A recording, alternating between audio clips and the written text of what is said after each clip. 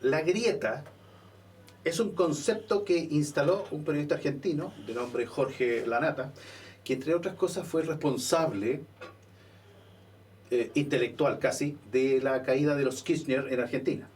Se refiere a eso de la grieta, a la división profunda de una sociedad, a la división profunda de una sociedad. Una división que no es política o de concepción económica, es una cuestión cultural. La política es solo la expresión de eso. Una de las consecuencias es que no hay términos medios. O estoy aquí, o estoy allá. ¿Cuán cerca estamos de una grieta evidente que divida a los chilenos hoy? La grieta.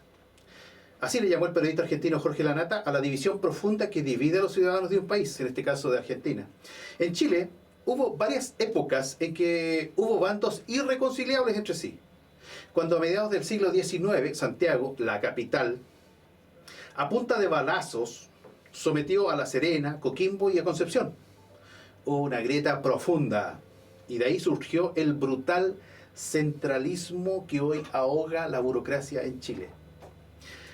¿Y qué decir de la guerra civil de 1891 que abrió una profunda grieta? O la profunda grieta de división que ocurrió bajo la tristemente célebre Unidad Popular entre el 70 y el 73.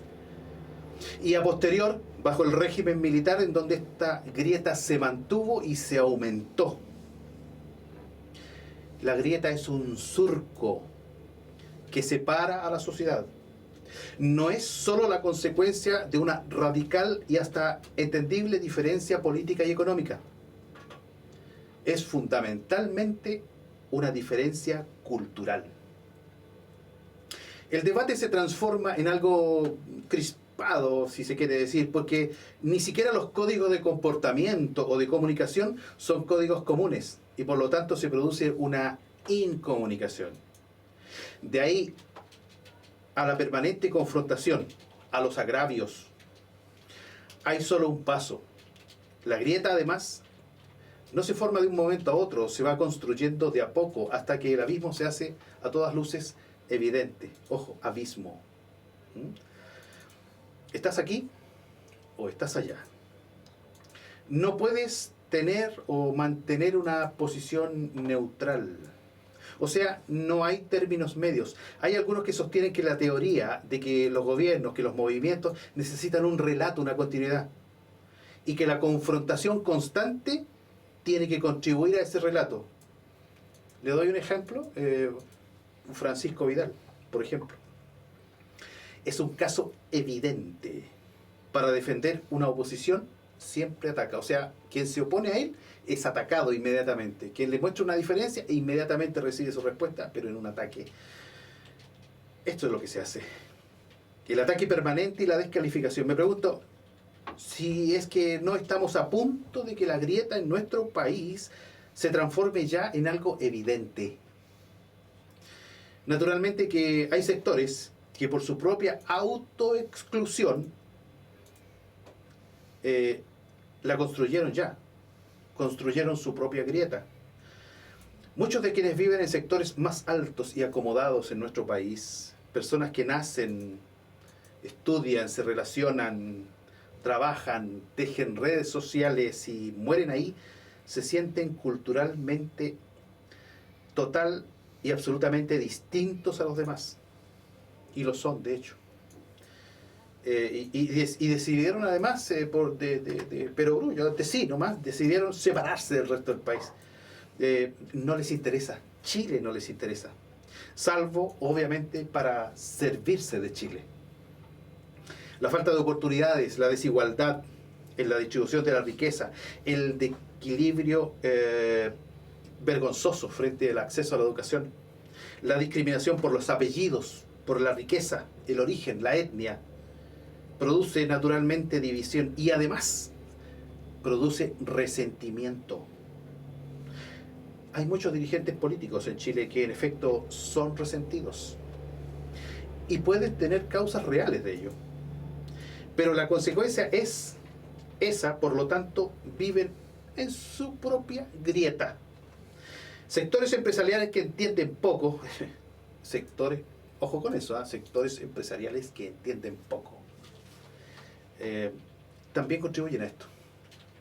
Los sectores empresariales que pretenden, por ejemplo, ejercer influencias más allá del dinero o de sus propias empresas. Andrónico Luksic, por ejemplo. Podríamos haber dicho el hombre más rico de Chile, pero yo entiendo que un hombre rico es también un hombre generoso. Vamos a decir el hombre con más dinero en Chile. De un día a otro se dio cuenta que estaba desconectado con el país, fíjense, y decidió entonces conectarse con los chilenos. Mire lo que decidió este caballero.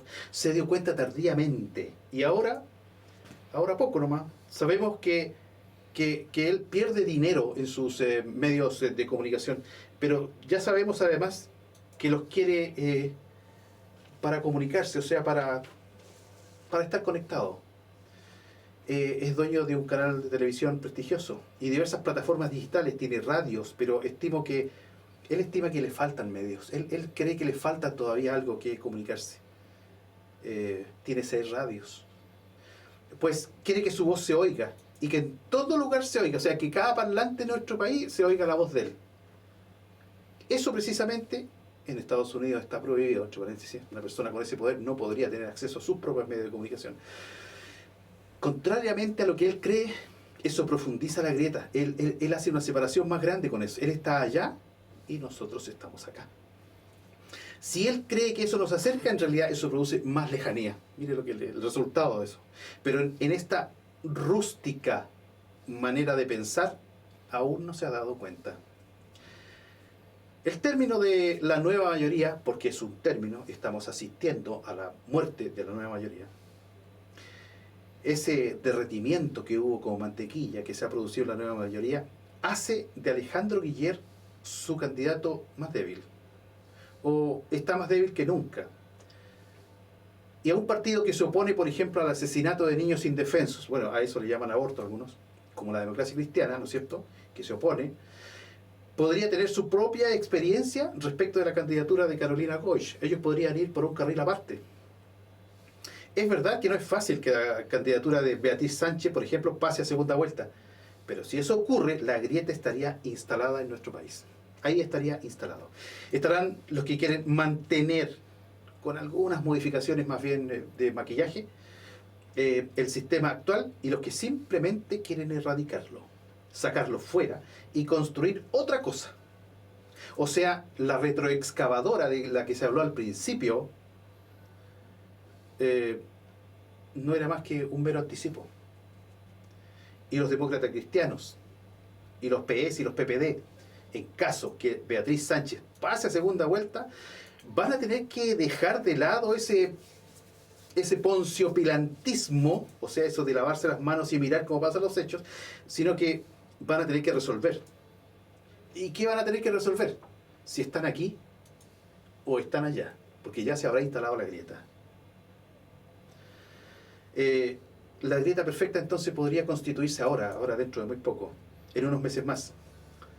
Si gana la elección presidencial el señor Piñera, es posible que el asunto no esté zanjado y que solamente se traslade un tiempo, 4 años. Porque la derecha tiene un problema, la derecha de Piñera. No tiene discurso, ni tiene ideas para volar alto frente a esta disyuntiva de que estamos hablando. Se vienen, por lo tanto, momentos muy decisivos, tanto que le van a obligar a usted y a mí a estar aquí o estar allá. Gracias.